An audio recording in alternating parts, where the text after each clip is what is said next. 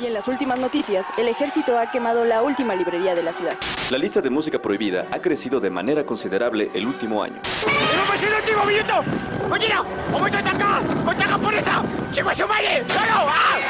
¡Seguimos informando para Freak Noob News! Transmitiendo desde la capital del imperio, Freak Noob News, lo último que queda. El cyberpunk es un subgénero del mundo de la literatura de la ciencia ficción, conocido por reflejar visiones distópicas del futuro en las cuales se combina la tecnología avanzada con un bajo nivel de vida.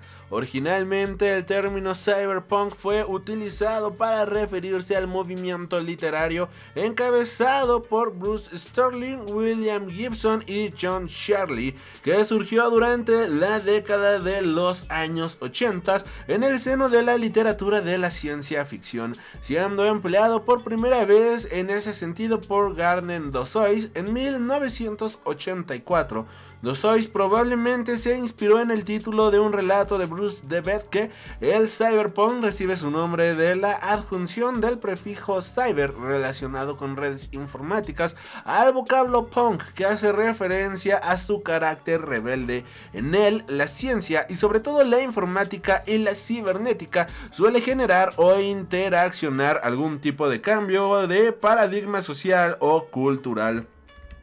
En las tramas del género cyberpunk, el argumento suele estar centrado en los hipotéticos conflictos entre hackers, inteligencias artificiales y megacorporaciones, todo ello situado en un futuro cercano del planeta Tierra.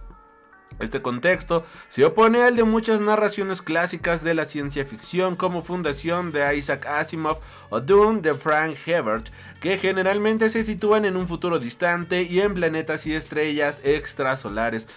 Las distopías post-industriales del cyberpunk, sin embargo,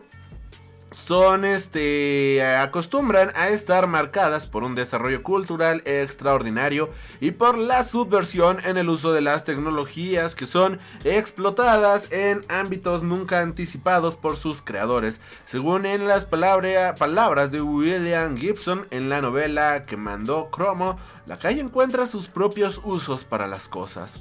La atmósfera del género también se inspira en el cine negro y reutiliza técnicas comunes para las novelas policíacas.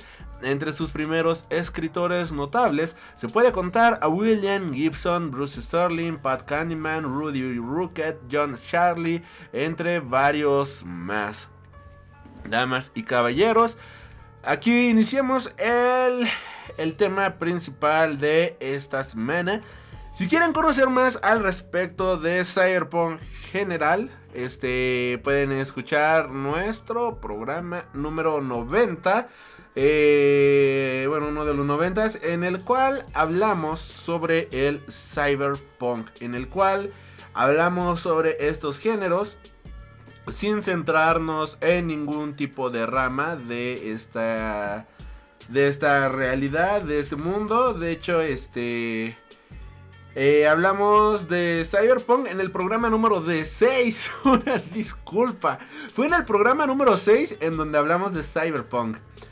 Después de ahí hasta el programa 92 del 18 del 7 del 2016. Es julio, así. Hablamos de steampunk. El 19 de julio de 2016 hablamos del dieselpunk. El 2 de agosto de 2016, ya se siente lejísimos. Hablamos de post-cyberpunk y atompunk, dándole prioridad al atompunk.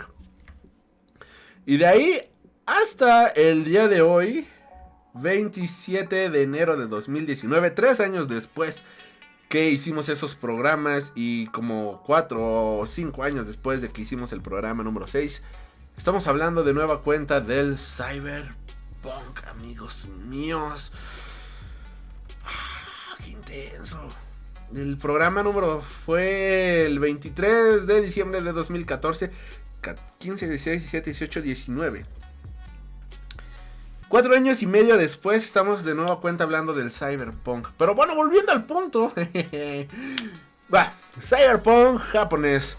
El cyberpunk japonés hace referencia a un subgénero de cine producido en Japón, obviamente, que inició en los años 80. Esto como una fuerte inspiración de lo que se estaba dando en el mundo de la literatura, como pudimos escuchar hace unos momentos. Y tuvimos el primer film que dio inicio al brote del cyberpunk japonés con la película de 1982, Board City, antes de que el género fuera ya realmente nominado como cyberpunk. Pues esto vino siendo como la primera película que introdujo la semilla de lo que vendría siendo este mundo.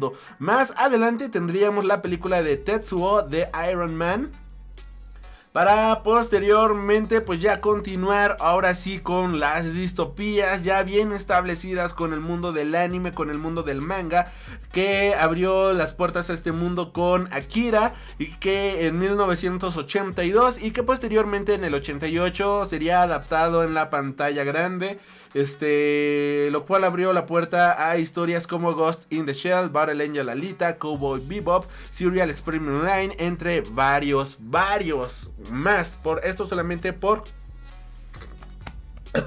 mencionar algunos. Perdonen esos ruidos raros, pero me estoy muriendo por dentro. El cyberpunk viene siendo también un movimiento contracultural.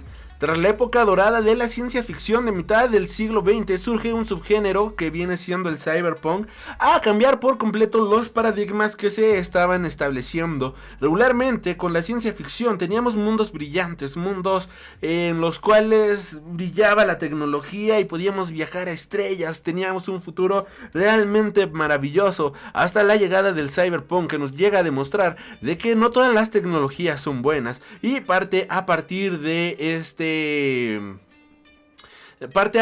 empieza a partir de esta idea a florecer este género. Hay un fragmento de un manifiesto cyberpunk escrito por Christian S. Christen en 1997 que ilustra los valores de este movimiento con la siguiente frase: somos las mentes electrónicas, un grupo de rebeldes de pensamientos libres, cyberpunks. Vivimos en el ciberespacio, estamos en todos los lugares, no tenemos límites. Este es nuestro manifiesto, el manifiesto cyberpunk. Número 1, somos esos, los diferentes, ratas tecnológicas, nadando en el océano de la información. El cyberpunk ya no es más un género literario ni una subcultura cualquiera. El cyberpunk es una nueva cultura única, fuente de una nueva época, una cultura que une nuestros intereses y puntos de vista comunes. Somos una unidad, somos cyberpunks. En la sociedad que nos rodea está atascada por el conservadurismo, demandando todo y a todos para sí misma, mientras se hunde lentamente en las arenas del tiempo. Nuestra sociedad está enferma y necesita ser curada. La cura es un cambio en el sistema. El sistema. Todo el mundo puede compartir la información sin restricciones. La encriptación de información en nuestra arma. Así, las palabras de la revolución pueden expandirse ininterrumpidamente sin que el gobierno pueda siquiera sospechar. La red es nuestro dominio. En la red somos los reyes. En la visión, observamos la red y la vemos crecer y expandirse más y más. No puede ser controlada y en eso radica su poder. La información es el poder. ¿Y dónde estamos? Construimos nuestros mundos en el ciberespacio. Construimos nuestra comunidad, la comunidad de los cyberpunks. Unidos, luchamos por nuestros derechos. Somos las mentes electrónicas en un grupo de rebeldes de pensamientos libres. Cyberpunks, vivimos en el ciberespacio. Estamos en todos los lugares. No tenemos límites. Este es nuestro manifiesto. Un manifiesto cyberpunk escrito por Christian S. Christen el 14 de febrero de 1997, amigos míos. Y que deja muy en claro las ideologías primarias que va a tener este género. Es bastante interesante realmente cómo se va manejando este género. A mí me fascina muy en lo personal.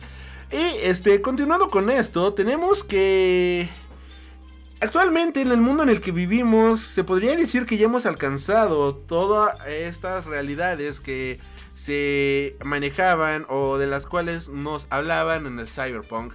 Prácticamente hoy en día vivimos en una distopía cyberpunk. Pero incluso antes de que así fuera, había un lugar que llevaba décadas haciéndolo, y este lugar siempre ha sido Japón. De ahí que sus cánones para el género sean completamente diferentes. Y para ayudarnos a entender este género, vamos a hablar sobre las principales obras japonesas de este género. A nadie se le escapa que Japón parece otro mundo, incluso aún en mayor medida que otros países de su entorno menos occidentalizados. ¿Cómo es posible eso? Pues pueden existir varios motivos, desde su idiosincrasia hasta sus políticas aislacionistas, pasando por ser el único país que ha experimentado de primera mano 2 bombas nucleares y la necesidad posterior de hacer que su emperador se declarara humano por escrito, ya que hasta entonces era considerado una emanación de la diosa Amaterasu. Japón, en términos históricos, siempre ha sido un país extraño que ha seguido sus propias coordenadas, incluso si resultaban alienígenas para el resto de los países del mundo. Eso también nos sirve para entender el interés que despierta. A fin de cuentas, ¿cuántos países pueden decir que su último siglo parece una ensoñación salida de un cuento de ciencia ficción? Realmente solo Japón puede hacer eso, algo que tendrían en cuenta los autores de ese género, que lo tomarían como referente para crear un subgénero pop propio, el cyberpunk japonés. Surgido a mediados de los años 80, vamos a tener diferentes películas, animes y mangas, los cuales estarían envueltos en una realidad del neoliberalismo que tomaría fuerza con la industria del entretenimiento japonés. Y es aquí donde nacen clásicos como The Nox Light, Serial Experiment Line o Ghost in the Shell. Los que practicaron el género prefirieron fijar la mirada en formas menos ortodoxas que una ciencia ficción relativamente pacata para los cánones japoneses. A fin de cuentas, en los 80s las inteligencias artificiales y los mechas ya eran familiares. El sintoísmo, con todos sus dioses, les habían enseñado que la idea de que el ser humano fuera el único ser racional que habita la Tierra era una ridiculez. Por eso, donde en Occidente creíamos que el futuro radicaba en la separación del cuerpo y la mente, en Japón estaban en otra longitud de onda. Estaban pensando en la materia, en la fusión entre la carne y el metal. Eso es el cyberpunk japonés: carne, metal, transformación, la superación de todos los límites físicos de la materia, la transformación en un hombre máquina. Y de esa pesadilla cartesiana nació el cine del patriarca del género. Carne, metal, transformación sobre Tetsuo, el hombre de hierro de Shinya Tetsukamato. Aunque curtido en la grabación de no pocos cortos Super 8, incluidos algunos largometrajes que nunca han visto la luz, la primera película de Shinya Tetsukamato sería el toque de queda de lo que entendemos por cyberpunk japonés, la obra que comenzaría todo. Hablamos, como no, de Tetsuo, el hombre de hierro de 1989. Si algo destaca de la película es que no tiene ni un minuto que perder, va siempre directa al grano, comenzando la historia con un personaje sin nombre que se saja la piel para introducirse un trozo de metal oxidado. Todo escala rápidamente en locura cuando, al salir corriendo fruto de terribles alucinaciones, es atropellado por una pareja que finge que no ha ocurrido absolutamente nada. A partir de ahí la película se transforma en un thriller de venganza, con el accidentado, el fetichista del metal, buscando venganza contra el accidentario, el oficinista, a través de la posesión de diferentes individuos haciendo uso de sus poderes, porque en el canon cyberpunk de Tsukamoto, el metal es una enfermedad vírica. De ahí que el oficinista, en estilo kafkiano, se descubra a la mañana siguiente una espinilla de metal creciéndole en la mejilla. Al final todo se convierte en un juego del ratón y el gato, donde ambos personajes juegan a contra el reloj, sufriendo una inevitable transformación entre un ser de carne y metal que acaba de un mundo tan apoteósico como literal. Una pantalla de game over, porque tras el encuentro de carne y metal, todo lo que queda es la posibilidad de oxidar el cuerpo del universo. Grabada en blanco y negro y con una exquisita banda sonora de Shu Ishawaka, Tetsuo, el hombre de hierro, tiene todos los elementos formales y de contenido que imitarían a posteriori los demás representantes del género: la obsesión con la transformación, la venganza, la actitud virílica del deseo, porque al final todo lo que ocurre no trata sino del deseo, de la trascendencia, de la necesidad de ir más allá de nuestros propios límites y pensamientos. De ahí su relevancia aún hoy en día. Logró aunar en forma y contenido algo que llevaba ya tiempo cuerpo presente de forma abstracta en el pensamiento contemporáneo, algo en lo cual Sakamoto ahondaría en películas como Tetsuo 2, El cuerpo del martillo de 1992, Tokyo Fest de 1995 y A Snake of June de 2002, películas sobre los cuerpos, el deseo y la dificultad inherente en el hecho de gestionarlos, sobre cómo la auténtica revolución provino siempre de la gestión y la transformación estética y moral del cuerpo propio. Pero como ya hemos dicho, ese era un pensamiento que ya estaba ahí. Tsukamoto solo lo formalizó, y si bien podríamos sumar a escritores y filósofos a la ecuación con la dupla de Lis Lacan a la cabeza, en términos cinematográficos cabe señalar dos nombres propios que explicarían cómo llegamos a esa canonicidad del cyberpunk. El punk lo aporta Sogo Ishii y el cyber lo aporta David Cronenberg. Posteriormente continuamos con Sogo Ishii en Board City. De hecho, esta película de 1982, un maestro de teatro, mejor dicho, director también de teatro y de cine, nos hizo verla para analizarla. Nos hizo hacer un análisis de esta película. Voy a ser muy honesto, la primera vez que la vi, tiene rato, ya tiene rato que la vi, no la entendí mucho, fue de qué diablos estoy viendo. Posteriormente ya la volví a ver, ya con otros ojos, ya había otra mentalidad, ya conocía el género y había leído más libros de cine, de teatro, de actuación para poder entender un poquito más este cine.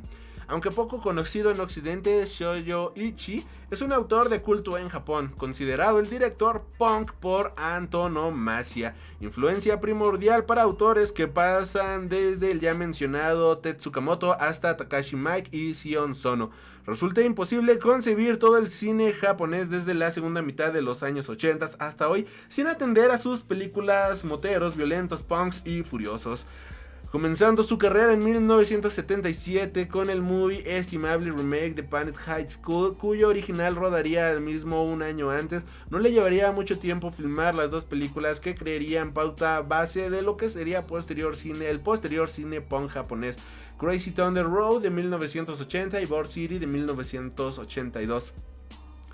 Aun con sus diferencias en ambas películas, podemos encontrar un patrón común.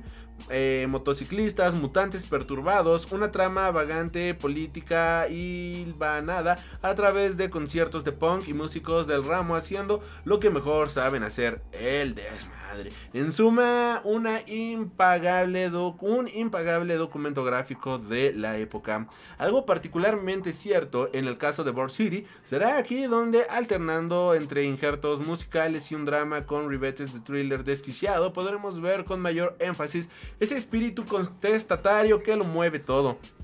No por nada, mostrar la verdadera actitud de la comunidad punk, Ishii contrató para la película varios grupos del género. Entre ellos destacarían especialmente The Stalin, grupo famoso a partes iguales por sus portadas realizadas por un incipiente Shuichiro Mauro y por su capacidad de su líder Michihiro Endo para aliarse a golpes en directo en la televisión japonesa o prender fuego a un salaryman en el metro sin ninguna razón aparente. En cualquier caso, todo ello sirvió para darle un peso más específico con un estilo hiperkinético y vagamente postmoderno que llevaría la fusión de la música e imagen hasta un nuevo extremo, algo que concretaría de forma aún más radical y con no menos influencia sobre el cyberpunk. En Halber Mensch, un documental de 1 hora sobre la visita de Ensende Neubachen a Japón en 1985, para que al final del punk al industrial solo queda dar el paso de concebir el ruido como música. Pero en la música cabe prepararse un momento, porque igual que Tatsumoko tendría a Ishakiwa, Shogo Ishii tendría a Shigeru Iyumisa, músico, actor y director de cine. Además de hacer la banda sonora de Crazy Thunder Road, realizaría dos películas, The Harlem Valentine en 1982 y Dead Power en 1986, consideradas como dos ejemplos tempranos de cyberpunk con menos reconocimiento que Ishii, Tsukamoto y Ishikawa, pero también menos interés. Su ejercicio de narrativa Avant Run con el volumen al 11 resultaría más interesante por su propuesta extrema que por su calidad en sí misma. Y de aquí, de América a Japón, o cómo pasamos a Videodrome a Akira. Con todo a través de Ishii solo podemos entender la mitad del primer Tatsukamoto. Todo aquello que en Tetsuo, el hombre de hierro, es industrial, metálico y guerrillero, toda la herencia maldita que provino del violento desembarco del punk en el país nipón. Pero la parte cibernética, todo aquello que tiene que ver con la transformación, con el abotagarmiento, con la fusión de la carne y el metal, entonces tenemos que mirar hacia Occidente, hacia Norteamérica, y una vez ahí hacer un viaje de ida y vuelta. David Cronenberg no necesita presentación, realmente no lo necesita. En 1984 daría a luz su ópera magna Videodrome, una epopeya de lo que se denomina como nueva carne, en la cual la tecnología y la humanidad se fusionarían en busca de barrer todos los límites conocidos. Hasta aquí los paralelismos de la cinta de Tetsukamoto son evidentes, pero la cosa no acaba ahí. La influencia de Cronenberg con su obsesión por la carne y la tecnología como dos medios yuxtapuestos en nuestro modo de relacionarlos con el mundo se dejaría notar en toda tradición del cyberpunk japonés y muy especialmente en el trabajo de Katsuhiro Otomo. Akira de 1988, el anime más conocido en Occidente, también no necesita de presentación alguna, haciendo de la nueva carne un componente puramente introspectivo llevado a todo lo que en Videodrome era sórdido e imposible, hasta el canon de una sociedad cyberpunk reflejo de la nuestro, algo que además ya estaría presente en obras de Tatsuhiro Moto. Otomo tomaría los mismos códigos que Cronenberg había asimilado a su modo y transformaría en un eco de la propia experiencia japonesa, porque Akira debe verse como el reflejo luminoso de Tetsuo, no solo porque en ambas películas se acabe con sendas explosiones, con la destrucción de Tokio tras una transformación monstruosa que articula toda la trama, sino porque ambas hablan del mismo trauma fundacional, de la fusión de la carne y el metal, de la pesadilla nuclear que fueron Hiroshima y Nagasaki, del hecho del que no importa cuánto tiempo pase, aquellas explosiones seguirán resonando eternamente en el inconsciente de la gente de Japón. Akira es un manga de más de 2000 páginas escrito y dibujado por Katsuhiro Otomo entre los años 1982 y 1990, obteniendo un éxito significativo en Japón y en el resto del mundo, premiada con el premio Kodansha al mejor manga en 1984 en la categoría general. Es la base de la película homónima de animación japonesa y ambas obras tuvieron un reconocimiento instantáneo como clásicos dentro de sus respectivos géneros. El largometraje homónimo se separa de la línea argumental del manga por causas claras. La película fue estrenada 2 años antes de la conclusión del manga. Akira se ambienta en la ciudad futurista de Neo Tokio, representada con profundo detalle en la película de animación. Se invirtieron cerca de $7 millones solamente en los decorados.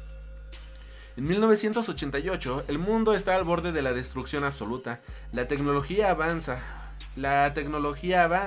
y esto ha sido la causa de una terrible explosión que desencadenó una guerra nuclear y devastó las grandes ciudades del planeta.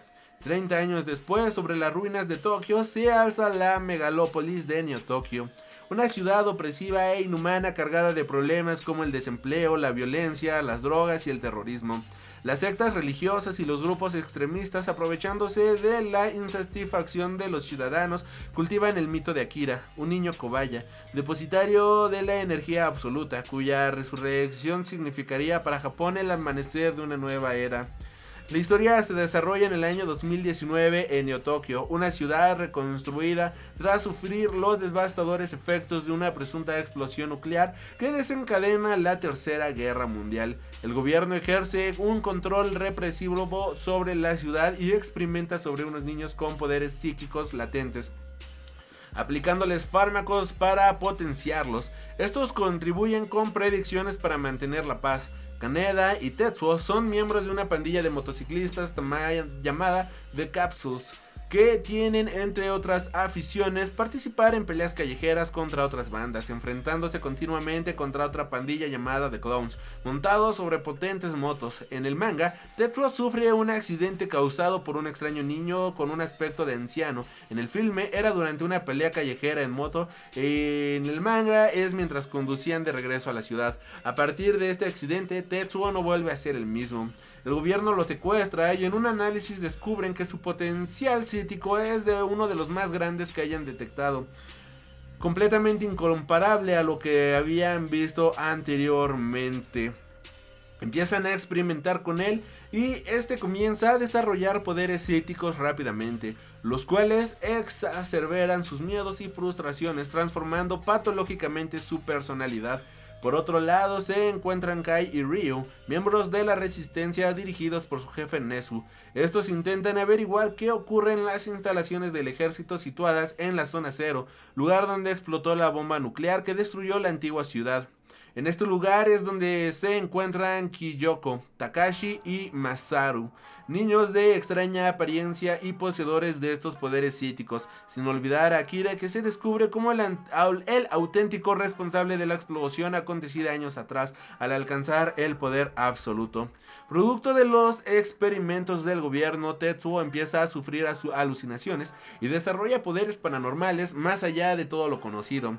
Esto lo lleva a creerse un dios y a enfrentarse al ejército mismo, buscando cualquier evidencia de la existencia de Akira, ya que se cree su sucesor y superior a él. Luego la lucha por controlar el poder que tanto anheló se desata y lo lleva por el camino de la autodestrucción.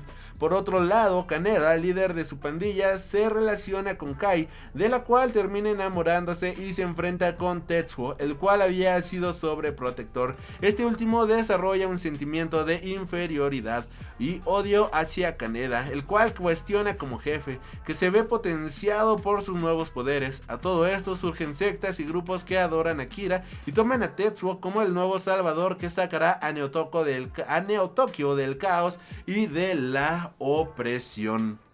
Akira es el personaje titular de la historia, designado como el número 28. Akira era un niño que desarrolló habilidades psíquicas cuando servía de examen para el gobierno ESP en los años 80.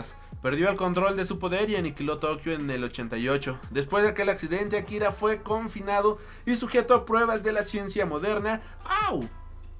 Que probó la incapacidad de mostrar el misterio de su cuerpo y fue colocado dentro de un comportamiento criogénico por debajo del estadio olímpico de Neo Tokio para ser confiado al estudio de generaciones futuras.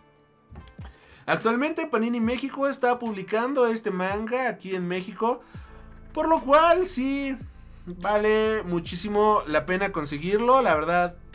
Está ligeramente elevado el precio, pero la calidad vale muchísimo, pero muchísimo la pena hacerse de los mangas de Akira. Es caro, pero sale cada 4 meses, lo cual te da tiempo de ahorrar realmente, así que vale mucho la pena. Continuando, damas y caballeros, tenemos Cuando el arte conoce al porno, Iku, como primera de las derivas desquiciadas. Dados sus referentes, es lógico que el género pasara de forma natural desde lo intelectual hasta el puro entretenimiento. No hay nada de raro en ello, cuando todo un género se sustenta sobre el psicoanálisis de la psique, que toda una nación, las interferencias y las perversiones resultan inevitables. A lo que es lo mismo, no cabe esperar de que el del cruce del punk y de la bomba nuclear surja necesariamente algo digno de ser exhibido en un museo. También pueden surgir, por ejemplo, aberraciones pornográficas. Y este es el caso de Iku, película del artista conceptual Shu Lia-shing. La película transcurre en el año 2030 en Nuevo Tokio y sigue las desventuras de Reiko, una ladrona cibernética que debe de robar los datos personales de otras personas a través de sus orgasmos. No por casualidad en japonés Iku significa orgasmo, solo que con eso ya nos debe quedar cuán claro, cuán sutil es todo lo que ocurre en la película. Planteada en principio como una producción softcore que durante el rodaje acabaría en un feudo abierto entre el productor Takashi Asai y el director Shu Lie-Shin, donde el primero quería insertos softcore en una película narrativa al estilo Pinku Eija, el segundo quería separar la narrativa de las escenas hardcore al estilo del porno americano, y como cabe imaginar, el rodaje acabó como el Rosario de la Aurora, con discusiones improvisadas para decidir si el Fist-Fucking se consideraba apropiado para la producción, o entre varias cosas más. Esta película es algo que realmente ha quedado en la historia. Incluso si a día de hoy Iku puede ser vista como una curiosidad heredera de Blade Runner que la llevó al cyberpunk japonés hacia nuevos fastos, incluso si lo hizo por accidente. A pocos días de empezar el rodaje, por algún motivo desconocido, la protagonista de la película, Mai Hoshino, dejó de dar señales de vida, y el problema es que ni le encontraron a ella ni a su sustituta que quisiera aceptar la totalidad de los actos sexuales que había en el guión. Para ello tuvieron que contratar a 7 actrices diferentes, entre otras a la famosa María Yumeno, sacándose de la manga un cambio de guión que justificara el constante cambio de actrices en el rol protagonista. Reiko era un cyborg polimorfo, de ese modo, por accidente acabó enraizándose en la fecunda tradición del cyberpunk japonés. Ya no era solo Blade Runner con sexo. A partir de ahí se convirtió en una epopeya de herencia, nueva carne que entre polvo y polvo sirvió para dar otra vuelta de tuerca al género, y como tal lo celebramos. Continuamos con cuando el cyberpunk conoce al gore. Tokyo Gore Police como segunda de las derivas desquiciadas. A nadie se le escapa que donde está el porno siempre anda cerca el gore, y en el caso del cyberpunk, Japón no hizo una excepción. Aunque podríamos señalar muchas producciones diferentes, incluida al menos 2 iteraciones, una oficial y otra profana, de la mítica saga Guinea Pig de 1985 al 88, en esta ocasión preferimos centrarnos en un nombre propio, en un hombre que llevó el cyberpunk japonés a un nuevo grado de visceralidad, literalmente, porque Yoshihiro Nishimura, además de director, es un maestro de los efectos visuales artesanales, un monstruo del chorretazo de sangre, la tripa colgando y la disección extrema.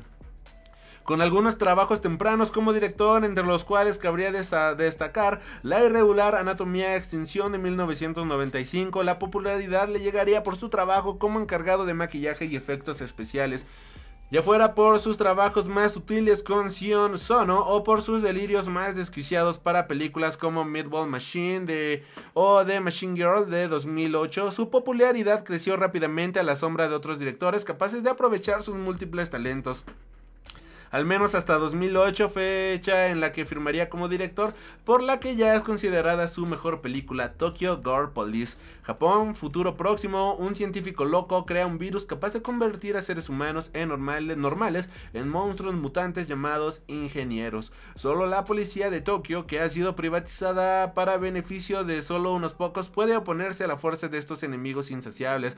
Entre la ópera bufa, la crítica social, no solo por la privatización total de los servicios públicos, sino por detalles tan poco sutiles como anuncios de televisión animando al suicidio, y el cyberpunk más ortodoxo. Toda la película es un remedio de vísceras, katanas y eishishine masacrando monstruos imposibles, siendo tal vez la película más accesible y directa de todas cuantas hemos citado hasta el momento. La película de Nishimura tiene la particularidad de ser la puerta de entrada a muchas películas de su estilo. Producida por Sushi Typhoon, una compañía subsidiaria de Nikatsu, el éxito de su producción permitió el nacimiento de otras películas de su mismo estilo bajo el paraguas de la compañía. Películas de estilo desigual, ninguna a la altura de Tokyo Gore Police, pero todas ellas en mayor o menor medida. Un claro ejemplo del gore que ha surgido a raíz del auge y asentamiento del cyberpunk. Continuando aquí, tenemos al artista al margen de los márgenes. Raíz cuadrada 964. Pinocchio de Shoishin Fuki como paradigma del cyberpunk. Otra película obligadísima del género que creo yo que ya es uno de los pilares de la industria cinematográfica japonesa. Película muy fácil de encontrar en inglés, en internet, mejor dicho. Película que realmente pueden encontrar sin ningún problema. Es difícil de encontrar la versión original. Bueno, o sea, comprarla, vaya. Pero está en cualquier red. Ha sido necesario transitar por todo el género para volver al principio, para poder desembocar de forma óptima en su mayor y más desconocido representante. Y no es para menos, la obra de Shoshin Fukui es tan extraña e inaccesible para el espectador que carezca de herramientas críticas necesarias, que es necesario haberse empapado bien con las constantes del género para entender la genialidad de su cine.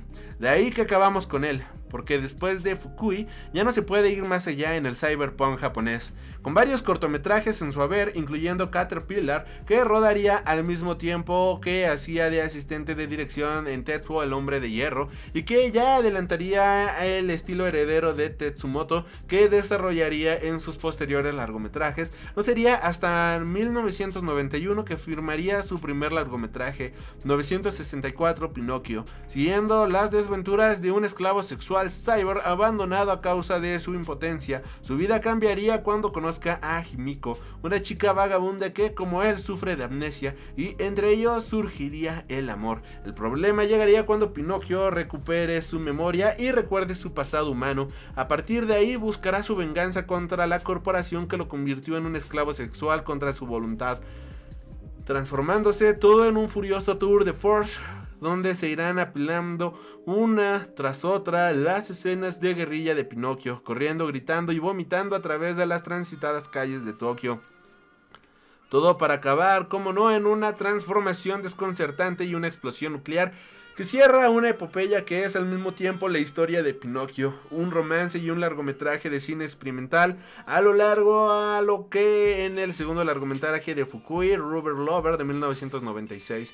Cabría añadir una buena dosis de poderes psíquicos y claustrofobia básicamente para la misma fórmula. A pesar de los evidentes parecidos con el cine de Fukui, tiene claras diferencias con el de Tsukamoto.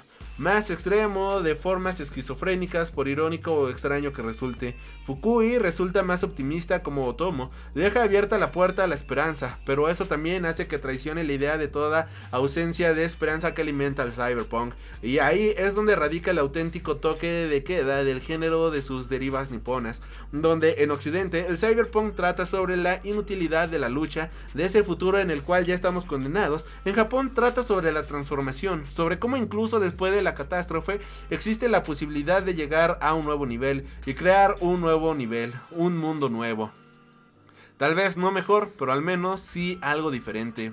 Algo que está claramente en el espíritu del país, desde Godzilla hasta Kamen Rider, pasando por las atrocidades que nos ha dejado la realidad en forma de la unidad C-331 o la violación de Nanking por un lado y de la bomba nuclear por el otro. Durante la segunda mitad del siglo XX, la narrativa de Japón ha sido una antigua herencia nietzscheana, Lo que no te mata te hace más fuerte. Y de eso trata su visión del cyberpunk, de un futuro oscuro, distorsionado, donde todo está mal, e incluso bajo estas circunstancias solo es necesario que una persona que se ha visto de algún modo forzada a adaptarse a ese nuevo mundo decida cambiarlo, llevarlo más allá de lo que nadie podría haber imaginado hasta el momento. Eso es el cyberpunk japonés, no un género prospectivo, no la exaltación de la belleza de la sangre o el sexo descarnado, sino la conciencia de que no importa cuán duro sea el presente, porque siempre cabe la posibilidad de volver a aprender a vivir.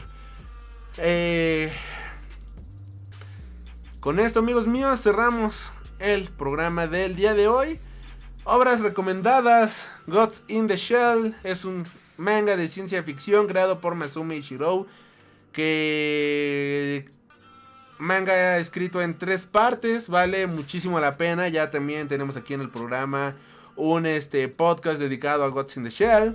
Cowboy Bebop, obviamente Akira, Pluto, no el perro de Snoopy, digo de Mickey Mouse, sino el manga de Cyberpunk creado por Naoki Urasawa. 20th Century Boys también entra demasiado bien. Y pues obviamente también Estados Unidos de Japón, que es un libro muy recomendable. Me gustaría hacer un programa exclusivo de todas estas obras. Por Estados Unidos de Japón quizás pocos lo conozcan, suena extraño. Y bueno, La Hipnosis, pues, nos viene a decir que es la secuela espiritual del Hombre en el Castillo, The Man in the High Castle, de Philip K. Dick, que de hecho ya tiene una adaptación a Amazon Prime, que se ha convertido en uno de los títulos más vendidos de 2016 y de los más esperados a nivel mundial. La Hipnosis se lee: hace unas décadas Japón ganó la Segunda Guerra Mundial. Los estadounidenses adoran a su infalible emperador y nadie cree que la conducta de Japón en la contienda no fuera ejemplar. Nadie excepto los George Washingtons, una facción pro-estadounidense que intenta recuperar la gloria de los viejos Estados Unidos. Su última táctica subversiva es destruir un videojuego ilegal que pide a los jugadores que imaginen cómo sería el mundo si Estados Unidos hubiera ganado la guerra. El capitán Beniko Ishimura se dedica a captar posibles traidores cuando un día recibe una misteriosa llamada del general Mutsuraga, y su vida se convierte en una montaña rusa que le llevará a conocer a Akio Tatsukino, una oficial de la policía de Tokio que intenta descubrir la relación entre Ishimura con el videojuego que algunos insurgentes están usando para avivar el nacionalismo estadounidense. Pero los orígenes del videojuego subversivo son aún más polémicos y peligrosos de lo que nadie sospecha. Financial Times dice: un acertado relato de los horrores de la opresión, que es también una carta de amor a la cultura pop japonesa. Ken Liu, autor de La Gracia de los Reyes, menciona: una aguda defensa de la esperanza sobre la brutalidad de Estados Unidos de Japón es absolutamente brillante. Squire se lee de la siguiente manera: un patchwork perfecto entre varios subgéneros de la ciencia ficción y anime convertidos en novela. Yo la recomiendo completamente, escrita por Peter Tiras, libro que logré conseguir el año pasado. Léanlo, vale muchísimo la pena. No me queda más que agradecerles por haber escuchado este podcast. Espero que les haya gustado, que se animen a investigar más sobre el cyberpunk japonés, que es un género que vale muchísimo, muchísimo la pena. Este mes estaremos hablando de varios subgéneros del cyberpunk, de la ciencia ficción y más. Espero que les agraden los programas por venir. También pues Blame, que acaba de estrenarse, véanla, ciencia ficción, cyberpunk pura. Tenemos también no hablamos de animes, ¿qué güey? Bueno, sí hablamos de anime, pero nos enfocamos más en el cine. Cyber City Oedo 808. Si en Japón el nombre de un director se asocia con el cyberpunk, ese es el de Yoshiaki Kawari, director de Wicked City, Demon City, Shinchu y Ninja Scroll. Buena parte de su carrera como director ha oscilado entre los ninjas y las historias futuras violentas. Es un anime increíble. Dirty Pair también. Ergo Proxy, escrito por Dai Sato, guionista encargado de varios capítulos de Cowboy Bebop, Gods in the Shell, Standalone Complex y Samurai Champloo. Ergo Proxy fue la primera serie que se encargó de escribir por completo Dai Sato, con un especial énfasis en la filosofía, el gnosticismo y una mezcla de animación tradicional y digital. La serie fue y es todavía hoy una rara avis, pero también una obra de culto. Una de esas series que, si bien no ha llegado a causar el impacto como lo hizo Ghost in the Shell o Akira, logró granjarse a cualquier fanático del cyberpunk. También tenemos Marduk Scramble, Neo Tokyo, imperdible también. Akira, Psycho Pass, otro clásico del género. Tal vez Psycho Pass es el anime más famoso de este género últimamente. Por si no lo han visto, véanlo. Y pues no me queda más que agradecerles por haber escuchado este programa. Continúen escuchando Front Row Radio en caso de que estén escuchando esto ahí. De igual manera, suscríbanse a cualquiera de nuestras retransmisoras en podcast: iTunes, iVoox, Google Podcast, Listen to My Radio, ¿qué más? TuneIn Radio, Mixcloud, Listener, entre más. Pues escúchenos. Yo soy Alri y nos estaremos reencontrando. Hasta la próxima. Has tenido el honor de escuchar Freak Noob News, tu programa de cultura geek.